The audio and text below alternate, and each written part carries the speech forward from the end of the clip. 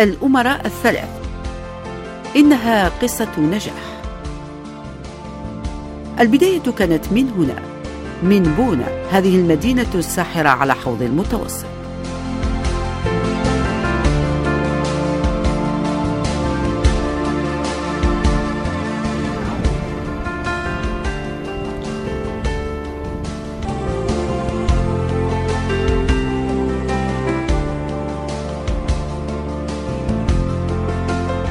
كل شيء ساهم هنا في نجاح هذه القصة، من مناخ وتربة وإرادة الرجال.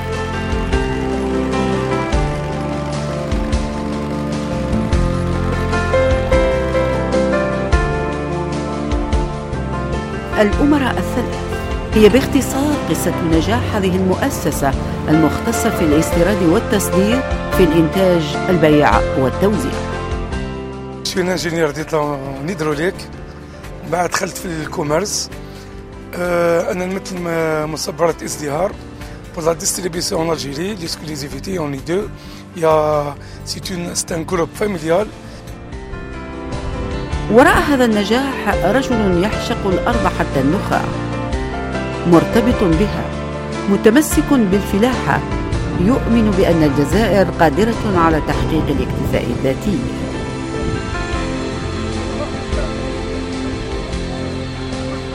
ورث حب الأرض عن خاله، وها هو اليوم يلقن ذلك لأبنائه الأمراء الثلاث. من هنا أتت تسمية المؤسسة.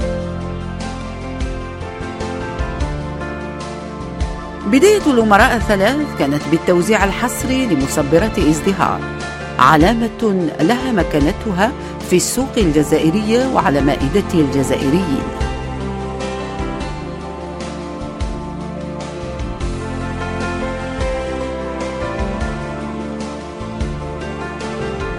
ومرت بعدها الأمراء الثلاث إلى إنتاج الطماطم وجمعها من الفلاحين مع تزويدهم بالشاحنات والصناديق، وهذا قبل أن تخوض المؤسسة عملية الإنتاج لتزود مصنعها بالمواد الأولية. وبدأت المؤسسة تكبر شيئا فشيئا، وتكبر طموحاتها لتمر من 15 هكتارا إلى 23 هكتار لشعبة الطماطم وحدها. ولا يقتصر نشاط الأمراء الثلاث على الطماطم والفلفل، إنما يشمل أنواعا أخرى من الفواكه كالفقوس والبطيخ. وفي السنوات الأخيرة العنب بنوعياته الرفيعة والمطلوبة جدا في السوق الجزائرية اليوم. نحن هنا في إحدى مزارع بلدية بسباس بولاية الطارف، المعروفة بأجود أنواع الطماطم والحمضية والكروم. هنا وعلى هذه الأرض الخصبة توجد مشاتل مؤسسة الأمراء الثلاث. ولأن القاعدة الفلاحية المعروفة بذرة جيدة منتوج جيد، فإن المؤسسة تحرص على انتقاء أجود أنواع البذور في السوق العالمية. عملية التخصيب تتم هنا وفق أحدث وأنجع التقنيات العلمية في المجال الفلاحي، وباستخدام شتى أنواع الأسمدة من الصلبة إلى السائلة إلى المعدنية والعضوية.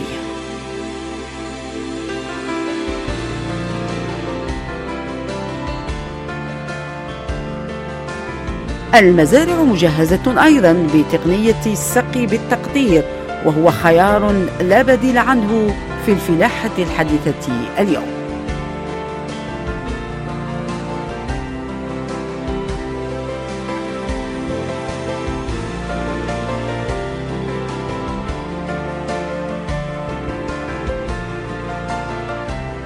إن المتجول اليوم في مزارع الأمراء الثلاث يلمح دون شك كيف تحولت هذه الهكتارات الجرداء بالأمس إلى جنات خضراء اليوم. المؤسسة تدخل حملتها 2012 وترفع التحدي الذي سطرته في 2011. العالم فيه خير كبير، والجزائر تحتاج يعني لهذه الفاكهه. وزيد هنا لا زون من وقت فرنسا وقت الاستعمار كانت سيتون زون معروفه بالريزان دو كوف ريزان دو طابل. دونك خممت قلت ندير العنب الواحد غدوه لولادو انفستيسمون كي دير 20-25 ans. فعلى امتداد آلاف الأمتار المربعة تقع أعينك على أشجار العنب المنتصبة وفق نظام البرغولا على الطريقة الأوروبية. العملية تتطلب الكثير من الدقة والإتقان وينصح بها لتحقيق الإنتاج الجيد والوفير. لقد صدق من قال على هذه الشجرة: أهديها سندا وتتكفل هي بالبقية.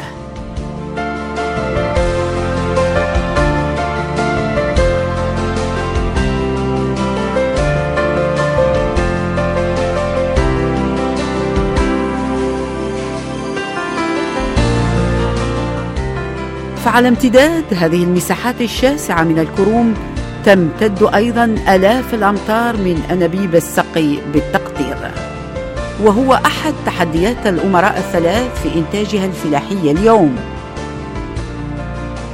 طريقة حديثة مكلفة لكن نتائجها مضمونة.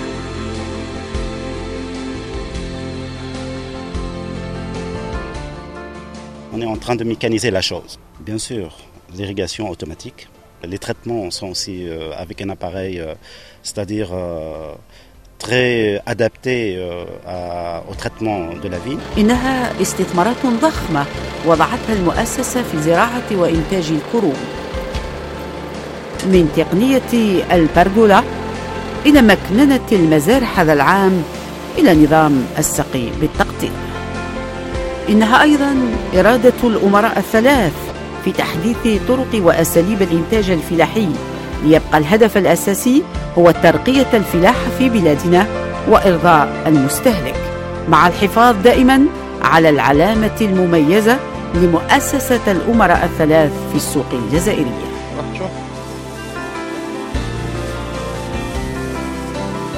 الثمار ها هنا نقطفها اليوم في حملة 2012. المؤسسة تفتخر اليوم بإنتاجها لأجود أنواع العنب في السوق الوطنية. فهذا عنب الريد جلوب، عنب المائدة بامتياز، أحمر بنفسجي، حباته متماسكة وذوقه مميز، شكله جميل، أصوله من كاليفورنيا ويزرع في فرنسا وإيطاليا. اليوم يحق للأمراء الثلاث الافتخار بإنتاجه في الجزائر.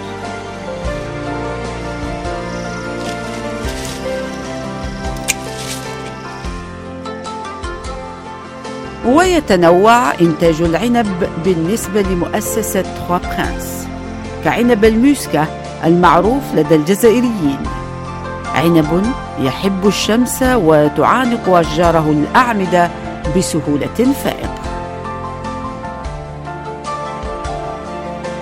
وأنت تجوب المزرعة يصادفك أيضا عنب فيكتوريا ذو الإنتاج المبكر، وعنب الكاردينال، وأنواع أخرى من عنب المائدة، أنواع إذا بادرت بتذوقها كن متأكد أنك ستعاود طلبها. Regardez la terre algérienne, c'est manifestement une très belle terre. Je vous dis tout simplement l'année prochaine on va obtenir une production qui va aux alentours de 20 tonnes et l'année d'avant 35 tonnes et on va arriver à production de la France et de l'Italie. Et ça c'est pas un rêve, c'est une réalité.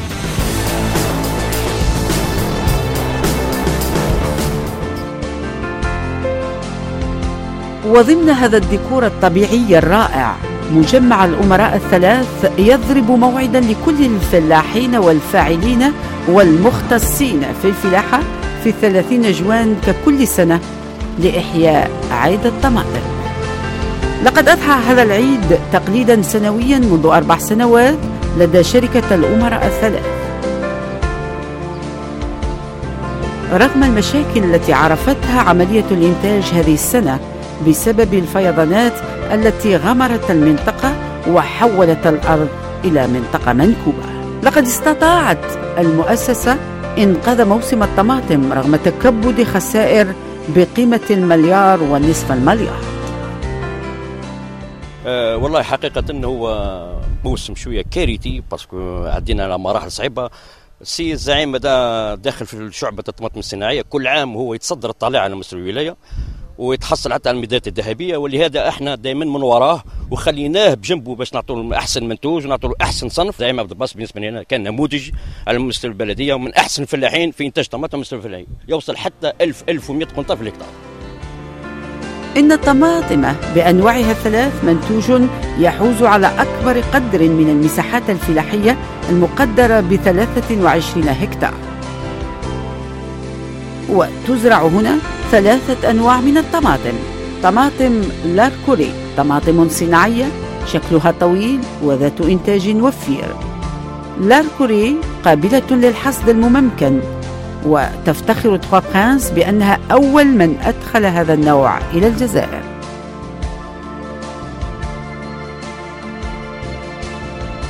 طماطم البوبكا مستديرة الشكل وصلبة الملمس، موجهة أساساً للاستهلاك المباشر.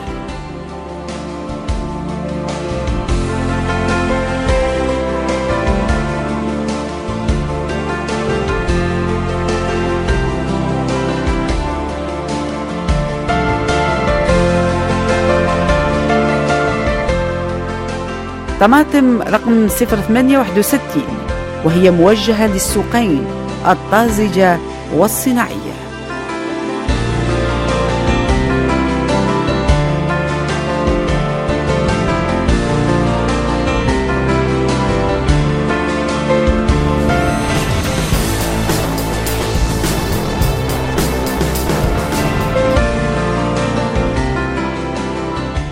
ومن اختصاصات المؤسسة أيضا زراعة وإنتاج الفلفل.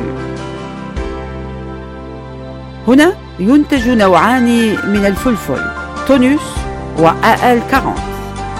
فعلى مساحة 30 هكتار تمتد زراعة فلفل تونيوس الذي يدخل هذه السنة موسمه الثالث بالجزائر. التونيوس علامة ذات صيت كبير، كثيفة الإنتاج وذات ذوق حار جدا.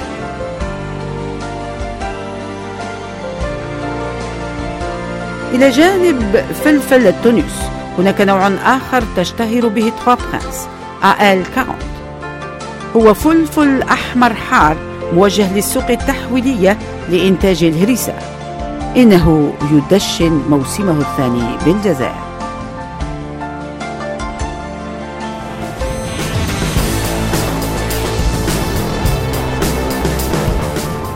ومن أسرار نجاح تخوا برانس هو هذا التنوع في الإنتاج والإقبال على تجريب عدة أنواع من الفاكهة والخضر. فزراعة البطيخ تشغل هنا مساحة 17 هكتار.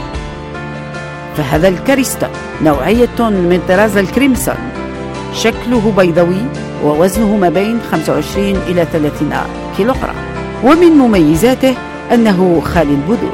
وهذا التوبكول وزنه متوسط من 10 إلى 15 كيلوغرام، مستدير يتربع على 7 هكتارات. موسم الجني هنا يتطلب عملا لعدة أسابيع وتجنيد أكبر لليد العاملة من المناطق المجاورة. إن المتأمل اليوم في مسيرة الأمراء الثلاث يكتشف أن سر نجاح واستمرار هذه المؤسسة مرده إرادة رجالها واستثمارات كبيرة سخرتها الشركة حفاظاً على سمعتها في السوق الجزائرية.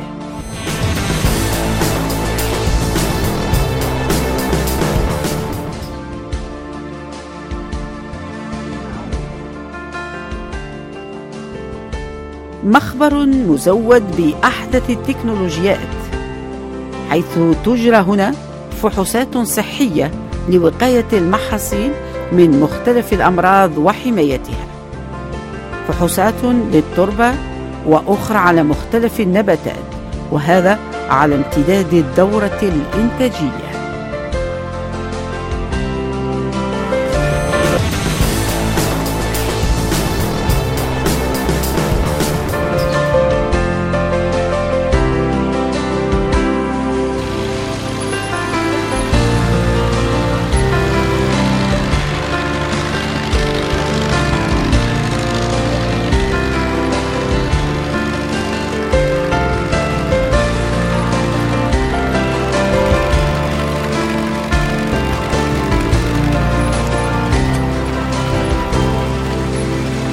أسباب نجاح المؤسسة يكمن أيضا في أحد أحدث أنظمة المكننة الزراعية لمختلف أراضيها ومزارعها.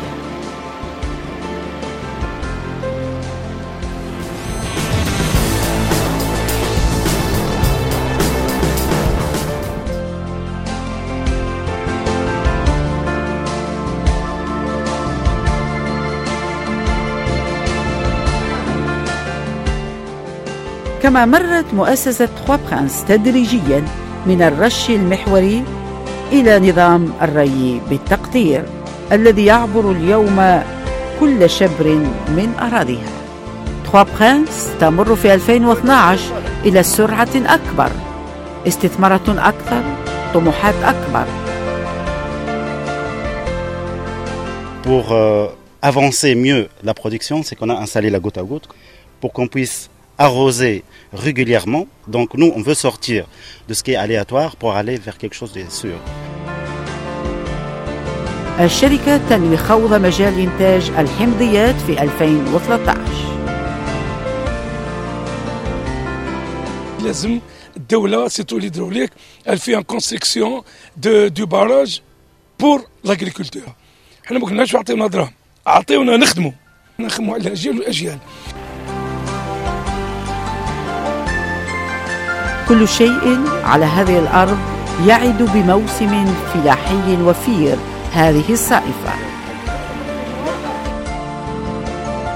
صدق من قال: من زرع حصد.